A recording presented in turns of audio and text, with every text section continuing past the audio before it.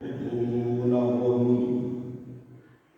لقوم يحبونهم ويحبونه أذلة على المؤمنين أعزة على الكافرين يجاهدون في سبيل الله ولا يخافون لومة لائم. قال النبي صلى الله عليه وسلم: من يعش منكم بعدي فسيرى اختلافا كثيرا فعليكم بسنتي وسنة الخلفاء الراشدين المهديين. احساس صداقت رکھتا ہوں، آئین عدالت رکھتا ہوں. احساس صداقت رکھتا ہوں، آئین عدالت رکھتا ہوں. آنکھوں میں حیا، دل میں غیرت، توفیق شجاعت رکھتا ہوں. اسلام سے مجھ کو الفت ہے، ایمان کی حلافت رکھتا ہوں. ابو بکر و عمر، عثمان و علی چاروں سے محبت رکھتا ہوں. سبحان اللہ. معین محمد، قرین محمد. معین محمد، قرین محمد، یسار محمد، یمین محمد. امان محمد، امین محمد، ابو بکر صدیق دین محمد.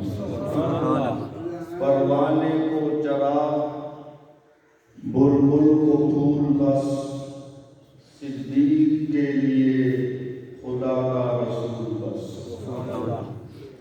قابل سبزی وقار سامعین ذی نظام، گزشتہ چند جمعوں سے سیدنا ابو بکر صدیق رضی اللہ تعالیٰ عنہ کی شخصیت کے حوالے سے گفتگو جاری ہے. افضلیت صدیق پر اور خلافت صدیق پر گفتگو ہو چکی ہے. آج کے خطبہ میں استقامت صدیق پر گفتگو ہے. سبحان اللہ. قرآن کریم میں اللہ تعالیٰ فرماتے ہیں: ان الذین قالوا ربنا اللہ ثم استقاموا. جن لوگوں نے یہ کہا کہ ہمارا رب اللہ ہے، پھر اس عقیدے پر ڈٹ گئے، جم گئے، چاہے کٹ گئے، مٹ گئے، رب اللہ والا عقیدہ نہیں چھوڑا، اسی عقیدے پر جیتے رہے اور اسی عقیدے پر مرے. اللہ تعالیٰ فرماتے ہیں ایسے ربانی لوگوں کا استقبال میرے نورانی فرشتے کرتے ہیں. تتنزل علیہم الملائکہ.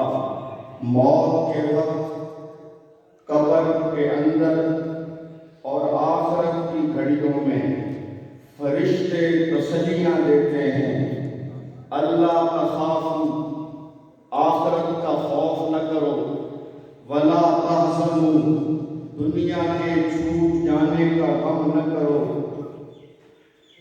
وابشروا بالجنہ، ہم تمہیں جنت کی خوشخبری دیتے ہیں جس کا تم سے وعدہ کیا گیا. نحن اولیاؤکم فی الحیات الدنیا وفی الآخرہ. ہم فرشتے دنیا میں بھی تمہارے حمایتی تھے، تمہارے ہیلپر تھے، معاون تھے، نیکی کے کاموں میں تمہارا حوصلہ بڑھانے والے تھے، اور آج آخرت میں بھی ہم تمہارے ساتھ ساتھ ہوں گے. نگہبان بن کر، محافظ بن کر، گواہ بن کر، سفارشی بن کر، اور یہ تو ہمارا پروٹوکول ہے، اور اللہ نے تمہارے لیے جو پروٹوکول رکھا ہوا ہے اس کے کیا کہنے، نزلا من غفور الرحیم، مومن بندہ مہمان ہے، جنت مکان ہے، عرش والا میزبان ہے۔ یہ میزبانی ہے بخشنے والے مہربان رب کی طرف سے۔ اس آیت کریمہ میں اللہ تعالیٰ نے ربانی لوگوں کے لیے نعمتوں کا، جنتوں کا اعلان کیا ہے۔ جو لوگ اللہ کو اپنا رب مان لیتے ہیں، پھر استقامت دکھاتے ہیں، ایسے لوگوں کے لیے دنیا میں بھی بشارتیں ہیں اور آخرت میں بھی بشارتیں ہیں۔ اگر میں اس امت میں اس معیار پر کسی کو دیکھتا ہوں تو مجھے سیدنا ابو بکر صدیق استقامت کے پہاڑ نظر آتے ہیں۔ آپ سے بڑھ کر استقامت کا پہاڑ نہ آیا ہے نہ کوئی آئے گا۔ یہ میری بات نہیں ہے، یہ صحابہ کرام نے حضرت ابو بکر صدیق رضی اللہ تعالی عنہ کے بارے میں کہا تھا، جب میرے نبی اس دنیا سے رحلت فرما گئے، آپ اس دنیا سے جا چکے، خالق کے حقیقی کے پاس پہنچ گئے، آپ کی وفات ایک بہت بڑی مصیبت تھی، ایک بہت بڑا صدمہ تھا، لیکن اس کے ساتھ ساتھ دیگر مصیبتوں نے بھی صحابہ کرام کو آ گھیرا۔ مدینہ کے ارد گرد کے قبیلے اسلام سے پھر گئے، زکوٰۃ کا انکار کر دیا گیا، ختم نبوت پہ ڈاکے ڈالے جانے لگے، نئے نئے نبی سر اٹھانے لگے، ہر طرف فتنوں کا زور ہونے لگا، ہر طرف مرتدین کا زور ہونے لگا۔ اب اس وقت جس شخصیت نے استقامت کا مظاہرہ کیا ہے اور ڈٹ کر فتنوں کا اور مرتدوں کا مقابلہ کیا ہے، اسے صدیق اکبر کہتے ہیں۔ لشکر اسامہ کی روانگی کا معاملہ آیا، آپ صلی اللہ علیہ وسلم نے اپنی زندگی میں حضرت اسامہ رضی اللہ تعالی عنہ کی قیادت میں ایک لشکر تشکیل دیا جس نے ملک شام جانا تھا۔ اسی دوران نبی پاک کا انتقال ہو گیا۔ اب مشورہ ہو رہا ہے کہ لشکر اسامہ کو روانہ کیا جائے یا فی الحال روانہ نہ کیا جائے۔ چنانچہ حضرت عمر رضی اللہ تعالی عنہ نے یہ رائے دی کہ ابھی مناسب نہیں ہے کہ لشکر اسامہ کو ملک شام کی طرف روانہ کیا جائے، کیونکہ ابھی مرکز کو مضبوط کرنے کی ضرورت ہے، مقام کو مضبوط کرنے کی ضرورت ہے۔ ادھر منکرین زکوٰۃ ہیں، ادھر منکرین ختم نبوت ہیں، لہذا پہلے مدینہ کی ریاست کو مضبوط کرنا چاہیے، مکہ کے گرد و نواح کو مضبوط کرنا چاہیے۔ اتنے بڑے لشکر کو اگر ہم شام کی طرف بھیج دیں گے تو مرکز کمزور ہو جائے گا۔ یہ رائے تھی حضرت عمر رضی اللہ تعالی عنہ کی۔ جب حضرت ابو بکر صدیق رضی اللہ تعالی عنہ نے یہ سنا تو حضرت ابو بکر صدیق نے فرمایا، یہ نہیں ہو سکتا، جس لشکر کو میرے محبوب نے شام کی طرف روانہ کیا وہ لشکر مدینہ میں نہیں بیٹھے گا، وہ شام ہی جائے گا، وہ لشکر شام ہی جائے گا۔ یہ استقامت مجھ ابو بکر کے وجود کی بوٹیاں کر دی جائیں، میرے ناش کو پرندے نوچ ڈالیں، اور اگر کوئی بھی میرا ساتھ نہ دے، میں تنہا رہ جاؤں، تب بھی میں لشکر اسامہ کو وہیں بھیجوں گا جہاں میرے نبی نے بھیجے گا۔ یہ اطاعت صدیق ہے، یہ اتباع رسول ہے، یہ وفائے رسول ہے۔ صحابہ کرام ایک طرف ہیں، حضرت ابو بکر صدیق دوسری طرف ہیں۔ آپ نے فرمایا لشکر اسامہ کو روانہ ہوگا، کوئی میرا ساتھ دے یا نہ دے۔ پھر چشم فلک نے یہ دیکھا، لشکر اسامہ بھی اپنی منزل پر پہنچا اور مدینہ مرکز بنا۔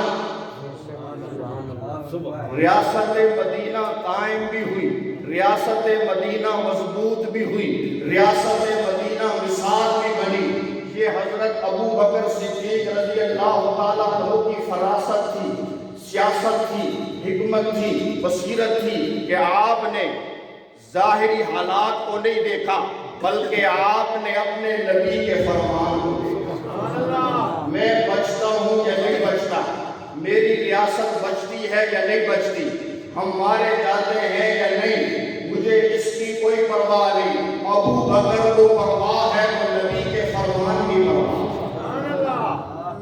چنانچہ کچھ قبیلوں نے زکوٰۃ دینے کا انکار کر دیا، حضرت ابو بکر صدیق رضی اللہ تعالی عنہ نے ان کے خلاف اعلان جہاد کر دیا۔ حضرت عمر رضی اللہ تعالی عنہ آڑے آئے، عرض کیا یا خلیفۃ المومنین، آپ ابھی منکرین زکوٰۃ کے خلاف تلوار نہ اٹھائیں، جہاد نہ کریں۔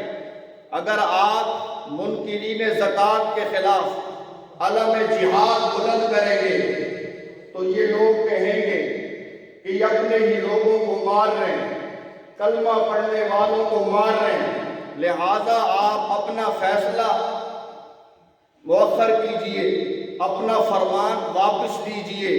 اس موقع پر حضرت ابو بکر صدیق رضی اللہ تعالی عنہ نے استقامت کا، جرأت کا وہ مظاہرہ کیا جس کی داد آج بھی چشم فلک دے رہی ہے۔ حضرت ابو بکر صدیق نے حضرت عمر سے فرمایا اجبار فی الجاہلیہ وخوار فی الاسلام، اے عمر زمانہ جاہلیت میں تو بڑا بہادر بنا پھرتا تھا، آج بزدل ہو گیا ہے۔ واللہ لو منعونی اطالا، مجھے اس ذات کی قسم جسے اللہ کہتے ہیں، اگر یہ لوگ نبی پاک کے زمانے میں مال زکوٰۃ میں ایک رسی بھی دیتے تھے، اگر آج رسی بھی نہیں دیں گے تو ابو بکر ان سے جہاد کرے گا۔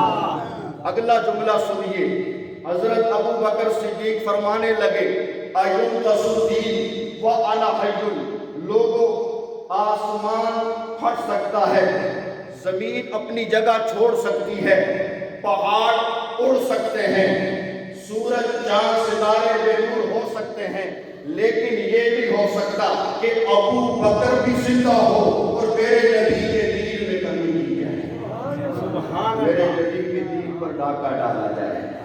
ابو بکر کے ہوتے ہوئے یہ نہیں ہو سکتا۔ یا تو میں زندہ رہوں گا یا اسلام کے دشمن زندہ رہیں گے۔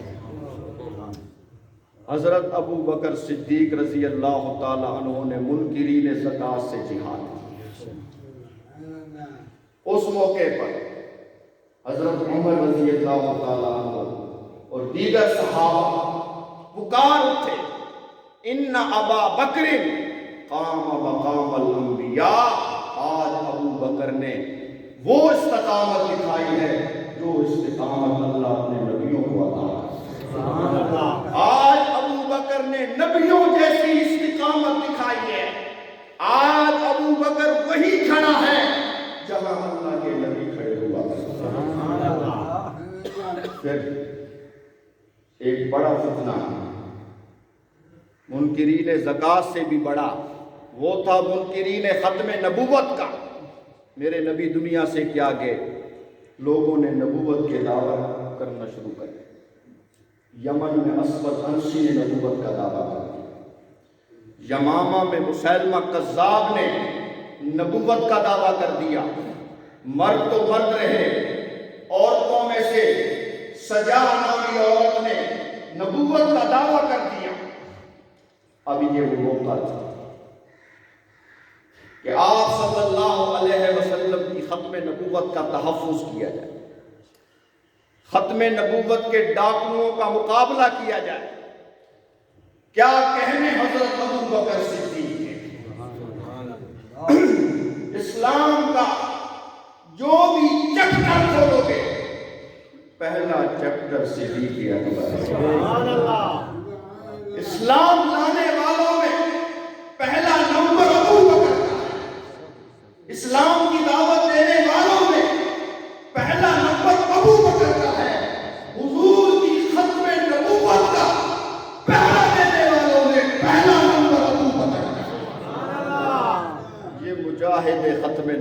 ہے، شک یہ پروانہ نبوت ہے، یہ مستانہ نبوت ہے۔ حضرت ابو بکر صدیق نے اسود عنسی ملعون کے خلاف جہاد کیا، مسیلمہ کذاب کے خلاف جہاد کیا۔ نکتے کی بات یہ ہے، پتے کی بات یہ ہے کہ نبوت کے دور میں 256 کے قریب صحابہ نے مسئلہ توحید کے لیے جانیں دی، اور یمامہ کے میدان میں دور صدیق میں 1200 صحابہ نے ختم نبوت کے لیے جانا۔ مسئلہ توحید اگرچہ مسئلہ ختم نبوت سے اعلیٰ ہے یا کوئی نہیں؟ مسئلہ توحید مسئلہ ختم نبوت سے افضل ہے، مسئلہ توحید مسئلہ ختم نبوت سے اہم ہے، لیکن چونکہ یہ میرے نبی کی عزت کی بات ہے، میرے نبی کی عصمت کی بات ہے، توحید کے لیے عصمت باری تعالیٰ کے لیے 256 کم و بیش صحابہ شہید ہوئے، اور عصمت نبوت کے لیے ایک ہی میدان میں 1200 صحابہ نے اپنی جان ختم نبوت کا دفاع کیا، ختم نبوت پر پہرا دیا۔ اور یہ وہ اجماع ہے صحابہ کا جو ختم نبوت کے مسئلے پر ہوا کہ ختم نبوت کے منکروں سے مذاکرات نہیں کیے جاتے بلکہ ان سے جہاد کیا جاتا۔ ختم نبوت کے منکروں سے امن کی بھیک نہیں مانی جاتی بلکہ ان کی گردنیں اڑائی جاتی۔ حضرت ابو بکر صدیق نے منکرین ختم نبوت کے خلاف تلوار اٹھائی جہاد کیا یا کوئی؟ اگر کہیں کوئی گنجائش ہوتی حضرت ابو بکر صدیق خون بہاتے؟ ختم نبوت وہ نازک مسئلہ ہے جس پر لچک دکھانے کی اجازت نہیں ہے۔ اگر ختم نبوت ہی نہ رہا پھر جہاد بھی گئے۔ یہ جو مرزا غلام احمد قادیانی جھوٹا قذاب دجال جس نے نبوت کا اعلان کیا، اس کی پشت پر کون؟ برطانیہ، یورپ، امریکہ، انگریز۔ انہیں کیا مرزے سے اور مرزے کی نبوت سے؟ کوئی تو وجہ ہے کہ آج بھی وہ مرزائیت کی پشت پناہی کر رہے ہیں، آج بھی مرزائیوں کے خلیفہ ان کی گود میں بیٹھے ہیں، ان کی آشیرواد پر وہ بدماشیاں کرتے ہیں، اسلام پر حملہ کرتے ہیں۔ انگریز کو جو مرزا قادیانی سے کام لینا تھا وہ کام یہ تھا کہ پہلے اس کی حیثیت بنائی، اسے مبلغ اسلام بنایا، مناظر اسلام بنایا، متکلم اسلام بنایا۔ عیسائیت کے خلاف مرزا قادیانی کو میدان میں اتارا گیا، اس کی پبلسٹی کرنے والے انگریز تھے جو خود عیسائی۔ انہوں نے ایسا کیوں کہا؟ پہلا اعلان مرزا قادیانی سے یہ کروایا گیا کہ جہاد منسوخ ہو چکا ہے۔ جہاد اسلام میں انگریزوں کو ہماری نمازوں سے خوف، روزوں سے خوف، مسجدیں آپ بناتے جائیں، مدرسے آپ بناتے جائیں، چلے 4 مہینے آپ لگاتے رہیں، یہودیوں کو عیسائیوں کو بال برابر بھی فرق نہیں پڑتا۔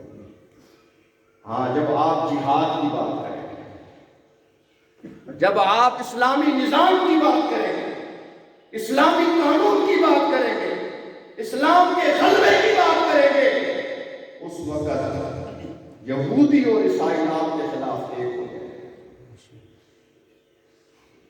جہاد یہ مقدس فریضہ ہے، جہاد یہ مقدس عنوان ہے، جہاد اس امت کی سر بلندی کا ذریعہ ہے۔ میرے نبی نے فرمایا جب تم جہاد کو چھوڑ بیٹھو گے تو ذلیل ہو جاؤ گے، اللہ تعالیٰ تم پر ذلت مسلط کر دے گا۔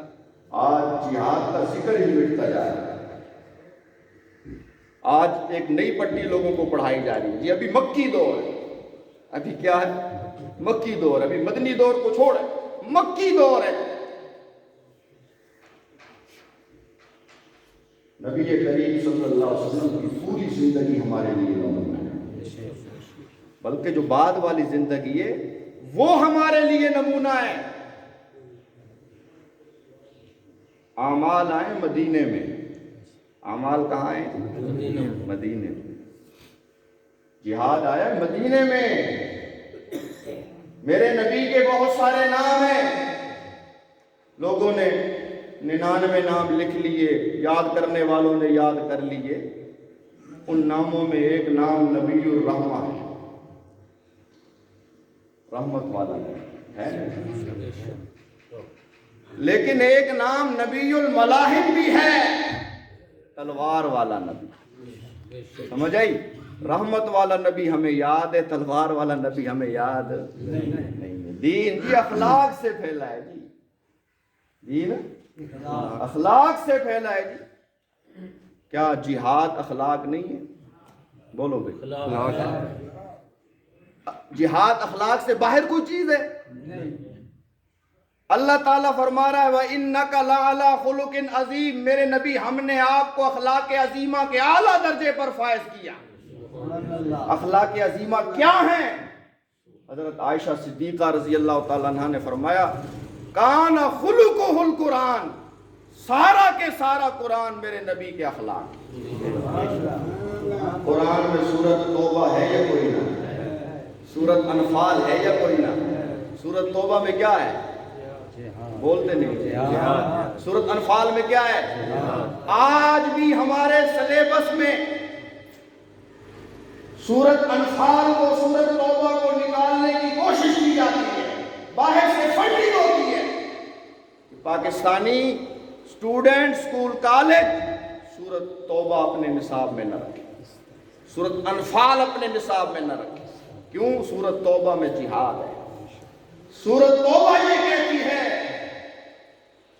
وَقَاتِلُوهُمْ حَتَّى لَا تَكُونَ فِتْنَةٌ وَيَكُونَ الدِّينُ لِلَّهِ، اس وقت تک لڑتے رہو، لڑتے رہو، لڑتے رہو، یہاں تک کہ زمین سے فتنہ ختم ہو۔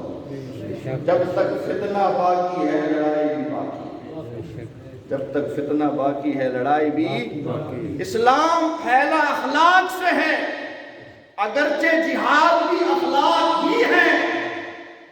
یہ وہ اخلاق ہیں جن کی وجہ سے پھیلا ہوا اسلام محفوظ ہوا ہے۔ پھیلا ہوا اسلام، جہاد نہ ہوتا اسلام محفوظ۔ کفر کا جو زور ٹوٹا ہے بدر میں ٹوٹا ہے، کافروں کو جو تگنی کا ناچ نچایا گیا ہے وہ بدر میں نچایا گیا ہے۔ اسی لیے میرے رب نے بدر کو یوم الفرقان کہا۔ یہ وہ جنگ ہے کہ جس دن حق باطل سے الگ ہو، ایمان کفر سے الگ ہو گیا، سچا جھوٹے سے الگ ہو گیا۔ کافر آج بھی جب غزوہ بدر کی تاریخ پڑھتے ہیں تو ان کے رونگٹے کھڑے ہو گئے۔ 313 نے 1000 کے لشکر کو شکست۔ منکرین خطاب سے حضرت ابوبکر صدیق کی جہاد ہو، منکرین ختم نبوت سے حضرت ابوبکر صدیق نے جہاد کی۔ میرے بھائیو، قرآن کریم کی آیت میں نے پڑھی، اللہ تعالیٰ اس آیت میں ارشاد فرماتے ہیں یا ایھا الذین آمنوا، اے ایمان والو، من یرتد منکم عن دینہ، تم میں سے جو لوگ دین سے پھر گئے، مرتد ہو گئے، تو وہ یہ نہ سمجھیں کہ ہم مرتد ہو گئے تو اسلام کا نام مٹ جائے گا۔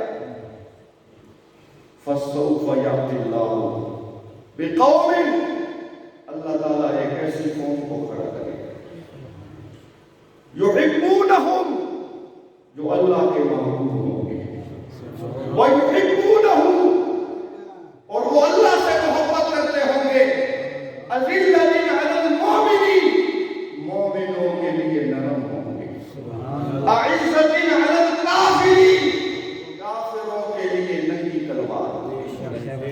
یجاہدون فی سبیل اللہ، اللہ کے راستے میں جہاد کریں، ولا یخافون لومۃ لائم، ملامت کرنے والے کی ملامت سے ڈریں گے، ذالک فضل اللہ یؤتیہ من یشاء، یہ خاصیتیں انہی لوگوں میں پائی جاتی ہیں جن پر اللہ اپنا فضل کرتا ہے۔ یہ جو آیت ہے اس میں 6 خصوصیات بیان کی گئی ہیں ان لوگوں کی جو مرتدوں سے لڑتے ہیں، مرتدوں سے جہاد کرتے ہیں۔ پہلی، یحبونہم، مرتدوں کے خلاف میدان میں اترنے والے اللہ تعالیٰ کے محبوب ہیں، اللہ تعالیٰ کے، وَيُحِبُّونَهُ، اور اللہ تعالیٰ کے حبیب ہیں، محبوب بھی ہیں اور حبیب ہیں۔ محبوب وہ ہوتا ہے جس سے اللہ محبت کرے، اور حبیب وہ ہوتا ہے جو اللہ سے محبت کرے۔ اللہ بھی ان سے محبت کرتا ہے اور وہ بھی اللہ سے محبت کرتا ہے۔ اذلۃ علی المؤمنین، مومنوں کے لیے وہ مہربان ہیں، مومنوں کے لیے وہ رحم دل ہیں، ان کے دل ایمان والوں کے لیے دھڑکتے ہیں، وہ اپنے بھائی کی خوشی میں خوش ہوتے ہیں، اپنے بھائی کی غمی میں غمگین ہوتے ہیں۔ اعزۃ علی الکافرین، مقابلہ ہو کافروں سے، پھر کوئی نرمی نہیں، پھر کوئی صلح نہیں، پھر کوئی مذاکرات نہیں، پھر کوئی بیک ڈور نہیں، کافروں کے سامنے سینہ تان کے کھڑے ہو جاتے ہیں۔ جوڑ ہے ایمان والوں کے درمیان، کافروں کے درمیان جوڑ نہیں۔ کافر سے کافر جوڑ کرتا ہے، کافر سے الکفر ملت واحدہ، میرے نبی نے فرمایا کفر ایک ہی ملت ہے، کفر کافر اسلام کے مقابلے میں ایک ہی ہے۔ جب بات اسلام کی آتی ہے، یہودی، عیسائی، سکھ، مجوسی، پادری، بدھ مت، یہ سب ایک ہی ہے، کفر کافر کافر سے جوڑ کرتا ہے، مومن مومن سے جوڑ کرتا ہے، مومن کافر سے جوڑ نہیں کرتا۔ اللہ نے بڑا مسئلہ واضح کر دیا، اعزۃ علی الکافرین۔ دوسری آیت پڑھو قرآن پاک، محمد الرسول اللہ والذین معہ، سبحان اللہ، اشداء علی الکفار رحماء بینہم۔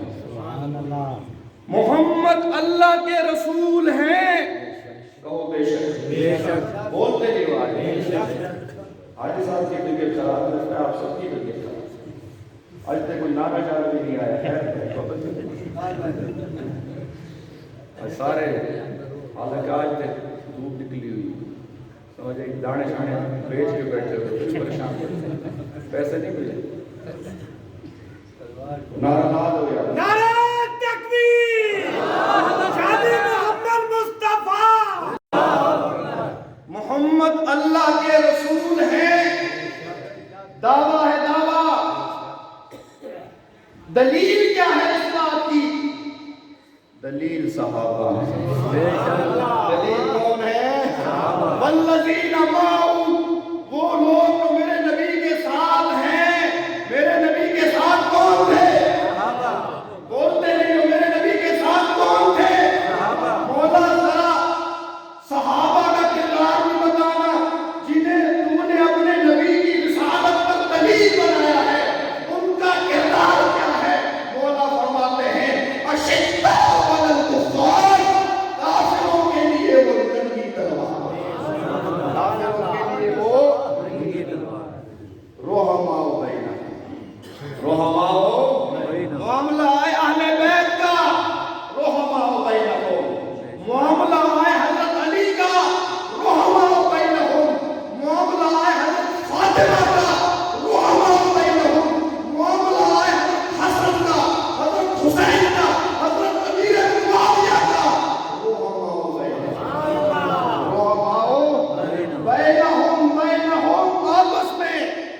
بینہم کا معنی آپس میں آپس میں. تو کہتا ان کی لڑائی تھی آپس میں, ان کے رولے تھے, جھگڑے تھے خلافت کے, باغ صدق کے. قرآن کہتا ہے وہ آپس میں مہربان ہیں, وہ آپس میں شیر و شکر ہیں. یوسرون علی انفسہم, سبحان اللہ, وَلَوْ كَانَ بِهِمْ خَصَاصَةٌ. صحابہ تو وہ ہیں جن کی محبت پر, مودت پر, الفت پر, انوست پر, اتحاد پر, یکجہتی پر, ولادت پر رب محمد آتا ہے. صحابہ اپنی جانوں پر اپنے ایمان والوں کو ترجیح دیتے ہیں. وہ خود بھوکے رہ لیتے ہیں, اپنے دوسرے بھوکے مسلمان کو کھلاتے ہیں. اپنا حق پیچھے کر لیتے ہیں, اپنے دوسرے مسلمان بھائی کو حق دے لیتے ہیں. قرآن بولا اذلۃ علی المؤمنین, مرتدوں کے خلاف جہاد کرنے والے, اسلام کی عمارت کے گرد پہرا دینے والے, وہ ایمان والوں کے لیے نرم ہیں, کافروں کے لیے سخت ہیں. یجاہدون فی سبیل اللہ, اور وہ اللہ کے راستے میں جہاد کرنے والے ہیں. ولا یخافون لومۃ لائم, جب بات آتی ہے اسلام کی حقانیت کی, جب بات آتی ہے قرآن کی حقانیت کی, جب بات آتی ہے ختم نبوت کی, جب بات آتی ہے نماز روزے حج زکات قربانی کی, جب بات آتی ہے شریعت محمد کی, تو وہ کسی ملامت کرنے والے کی ملامت کی پرواہ نہیں کرتے. وہ یہ نہیں دیکھتے برادری کیا کہے, وہ یہ نہیں کہتے M N A M P A کیا کہے گا, وہ یہ نہیں دیکھتے صدر اور وزیر اعظم کیا کہے گا. سارا جہاں وہ جوتے کی نوک پر رکھتے ہیں, رب کا ڈر وہ اپنے دل میں رکھتے ہیں. ذالک فضل اللہ یؤتیہ من یشاء. یہ قرآن کی آیت ہے, سورۃ مائدہ میں 6 خصوصیات. وہ اللہ کے محبوب بھی ہیں, اللہ کے حبیب بھی ہیں. مومنوں پر مہربان ہیں, کافروں پر سخت ہیں. اللہ کے راستے میں جہاد کرنے والے ہیں, شریعت کے معاملے میں کسی کی پرواہ نہیں کرتے. یہ 6 صفات اگر فٹ آتی ہیں تو حضرت ابو بکر صدیق کے دور خلافت پر سے. مرتدوں کے خلاف سب سے پہلے جہاد کس نے کیا؟ ملامت کرنے والوں کی ملامت کی پرواہ کس نے نہیں کی؟ استقامت کا پہاڑ کون بنا؟ منکرین زکات کو لگام کس نے دی؟ منکرین ختم نبوت کو چن چن کے ختم کس نے کیا؟ لہذا اس آیت کی روح سے حضرت ابو بکر صدیق حبیب بھی ہے.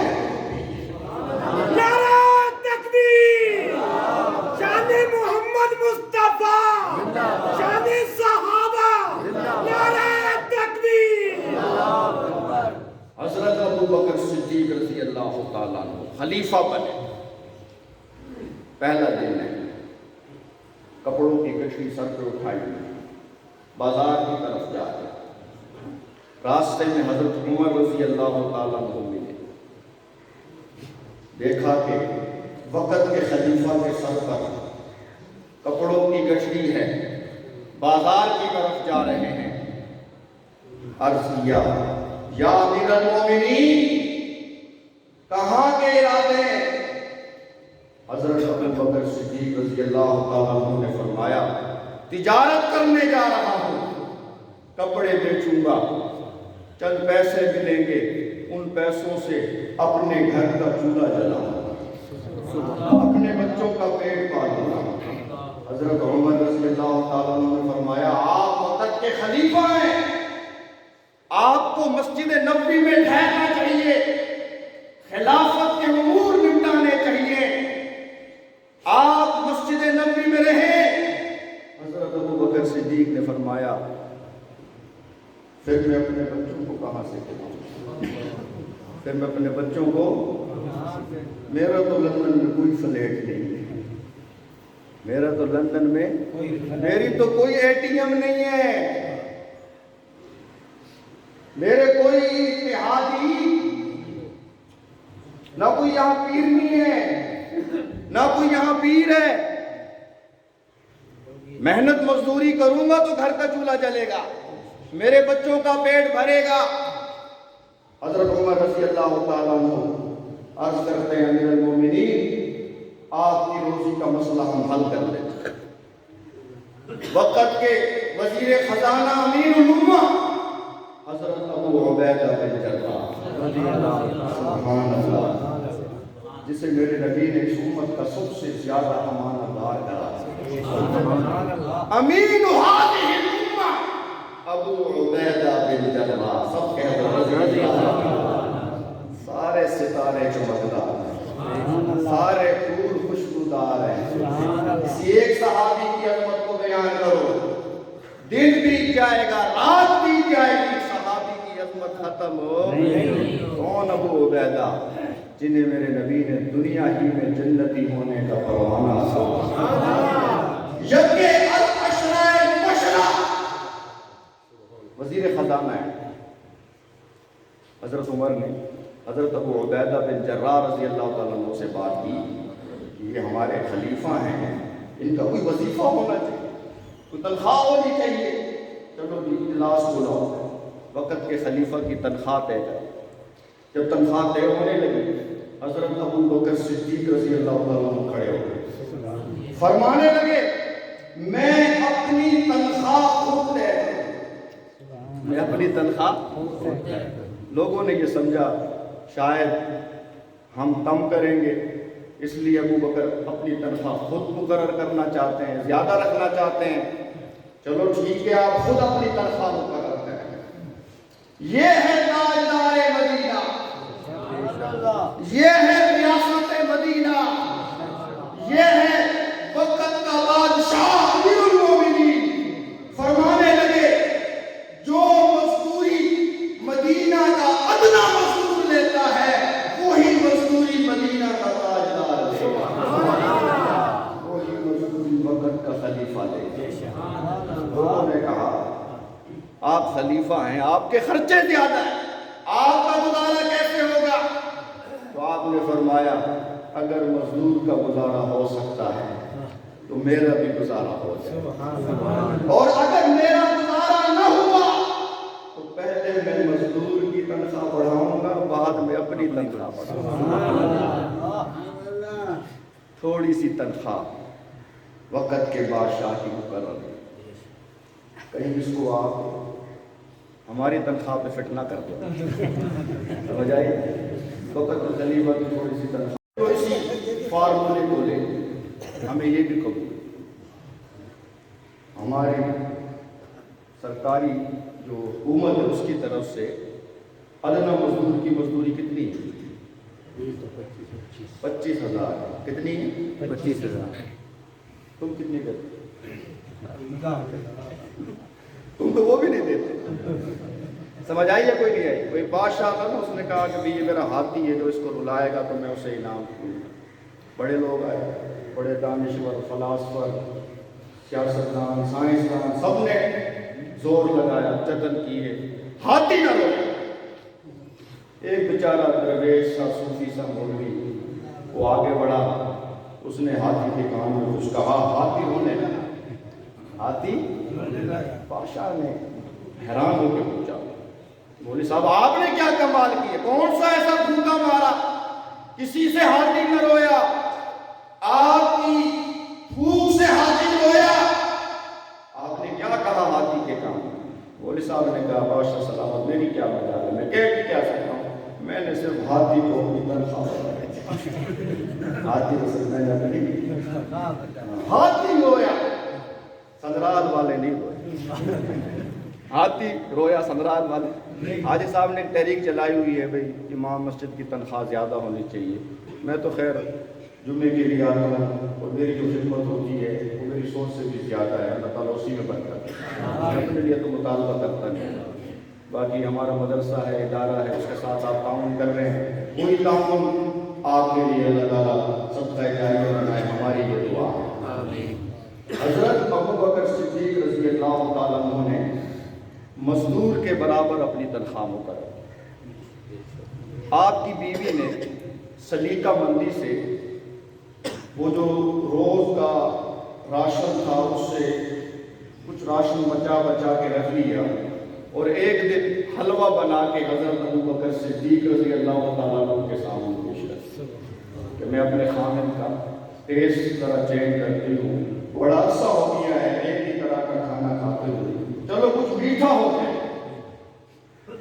جب وہ حلوہ حضرت ابوبکر صدیق کے سامنے آیا، آپ نے ہاتھ نہیں بڑھایا بلکہ پوچھا اپنی بیوی سے کہ یہ حلوہ کہاں سے آیا ہے، یہ حلوہ کہاں سے آیا ہے۔ پہلے پوچھا، سمجھ آئی؟ اور ہم کیا کرتے ہیں، پہلے کھاتے ہیں بعد میں پوچھتے ہیں، کھا پی کے پھر پوچھتے ہیں۔ زمانے طالب علم میں ہم پڑھتے تھے دور حدیث میں، تو ساتھ میں بہت بڑے عالم بھی ہیں، خطیب ہیں، بڑے باپ کے بیٹے ہیں، وہ ہمارے ساتھ پڑھتے تھے۔ تو بکرا آیا نا مدرسے میں، تو اس نے کپورے بنا کے سب طالب علموں کو کھلا دیا، بکرے کے کپورے، سمجھ آئی؟ بعد میں جو ہمارے ساتھ مفتی صاحب ان سے پوچھا کہ جی کپورے حلال ہیں یا نہیں؟ وہ صاحب نے کہا صحیح حرام ہے۔ کپورے کیا ہے؟ حرام ہے۔ جانور میں 7 اعضاء حرام، ان میں کپورے بھی، سمجھ آئی؟ بولتے نہیں، کپورے حرام ہیں۔ پہلے اس نے کھلا دیے سب کو، بعد میں مسئلہ پوچھا۔ حضرت ابوبکر صدیق نے فرمایا کہ یہ حلوہ کہاں سے ہے؟ بیوی کہتی ہے کہ یہ تو میری سنجی کا مندی ہے، کوئی جو آپ کا راشن طے ہے اسی میں نے بچت کر کے کفایت کر کے یہ حلوہ آپ کے لیے بنایا ہے، مٹھی مٹھی آٹا بچا کے۔ حضرت ابوبکر صدیق کو کہا مدینہ کے یتیم کو بھوکے رہے اور مدینہ کا والی حلوے کے مزے اڑائے۔ غلام کو بلایا اور کہا کہ یہ حلوہ یتیم بچوں میں جا کے سبحان اللہ۔ اور پھر یہ ابو عبیدہ بن جراح رضی اللہ تعالیٰ عنہ خزانچی سے یہ کہا کہ تجربے سے مشاہدے سے یہ معلوم ہوا ہے کہ یہ راشن میں مجھے مٹھی بھر آٹا زیادہ دیا جاتا ہے، لہٰذا یہ آٹا میرے راشن سے کاٹ ہے۔ ایسے ریاستیں خوشحال ہوتی ہیں، ایسے امیر، ایسے عوام خوشحال ہوتی ہے جہاں حکمران ایسے، سمجھ آئی؟ جاتے جاتے انہوں نے جو ڈاکہ مارا ہے، دوبارہ اسمبلیوں سے نکل گئے، پھر اسمبلیوں میں آ جائیں گے، اور ہم پہ بھی تف ہے، مجھ سمیت ہم سب پر بھی کیا ہے، تف۔ انہوں نے کیا کیا ہمارے لیے 5 سالوں میں؟ سب کی کہہ رہا ہوں نا، حکومت میں تو سب ہیں، صرف پی ٹی آئی حکومت میں نہیں ہے، ساری سیاسی پارٹیاں حکومت میں رہی ہیں۔ سندھ میں پیپل پارٹی ہے، کے پی کے میں عمران خان کی حکومت ہے پی ٹی آئی کی، پنجاب میں پی ٹی آئی کی حکومت ہے، وفاق میں نون لیگ اور پیپل پارٹی بیٹھے ہیں، ایم کیو ایم بیٹھے، سارے سیاسی بیٹھے ہیں۔ انہوں نے ہمارے لیے کچھ کیا؟ ایمانداری سے، بلکہ جو تھوڑے بہت کام ہو رہے تھے نا، اسمبلی سے ایسے گدھے کی طرف بھاگے، اب وہ جو کام چل رہے تھے وہ بھی بند ہو گئے، بند ہو گئے۔ ایک بہانہ مل گیا جی، اب الیکشن مہم چل رہی ہے، الیکشن مہم کے دوران غریب کی سڑک نہیں بن سکتی، غریب کی نالی، جاتے جاتے اپنی تنخواہیں بڑھا گئے، اپنے الاؤنس بڑھا گئے، اسی لیے ہم آج مار بیٹھے ہیں۔ یا جب الیکشن ہوتا ہے اچھے لوگ نہیں کھڑے ہوتے ہیں، اچھے لوگ بیٹھے ہیں۔ جنگ والے معاویہ اعظم کو ایم پی اے بناتے ہیں، کیا ان کو سڑکوں کا مسئلہ نہیں ہے؟ ان کو گلیوں کا مسئلہ نہیں ہے؟ ان کو بچوں کی نوکریوں کا مسئلہ نہیں ہے؟ جنگ والے تو یہ نہیں دیکھتے کہ جی برادری کیا کہہ رہی ہے، میں نے اپنی گلی پکی کروانی ہے، وہ صرف یہ دیکھتے ہیں کہ یہاں صحابہ کا غلام کھڑا ہے۔ سمجھ آئی؟ دین کو معیار بناتے ہیں، پوری دنیا کی نظر جھنگ کے الیکشن پہ ہوتی ہے، تو ہم بھی کوئی ایسی مثال بنائیں یار۔ ضروری نہیں ہے کہ آپ مجھے کھڑا کریں الیکشن، آپ میں سے کوئی نمازی کھڑا ہوگا، سارا سردار اس کی پشت پہ ہو اور اس کی یہ ڈیوٹی ہو کہ وہ اسمبلی میں جا کے دین اسلام کی بات کرے، نبی کی شریعت کی بات کرے، ختم نبوت کی بات کرے، خوشحالی کی بات کرے، زکوٰۃ کے نظام کی بات کرے، عشر کے نظام کی بات کرے، سودی بینکاری کا خاتمہ کرے، رشوت خوری کو جڑ سے ختم کرے، زنا کو بین کرے، شراب کو بین کرے، بے حیائی اور فحاشی کے اڈوں کا خاتمہ کرے۔ اگر ایسا کوئی مرد مجاہد کھڑا ہو جائے تو ہمیں اس کا ساتھ دینا چاہیے یا دینا چاہیے، دینا چاہیے۔ وہ شیر مجاہد ہوش میں آ۔ مولانا معاویہ اعظم آئے نا ذہن میں تو ان کا شعر بھی آ رہا ہے، اسی شعر پہ اپنی تقریر کو ختم کرتا ہوں، باہر والوں سے بھی کہہ رہا ہوں، اٹھ شیر مجاہد ہوش میں آ، تعمیر خلافت پیدا کر۔ کیوں فرقے فرقے ہوتا ہے، اب ایک جماعت کو پیدا کر تو بھی ترقی دنیا میں، اسباب تجارت پیدا کر، قارون کی دولت ٹھکرا دے، عثمان کی دولت پیدا کر۔ قارون کی دولت ٹھکرا دے، عثمان کی دولت پیدا کر۔ دل سے کہہ دے گھبرائے نہ، حالات بدلنے والے ہیں، جو کانٹے بن کر آئے تھے وہ لمحے ٹلنے والے ہیں۔ مظلوموں کی آہوں نے شعلوں کی ردائیں پہنی، یہ جال نفس سیادوں کے اب سڑنے گلنے والے ہیں۔ ہمت ہی نہیں طوفانوں میں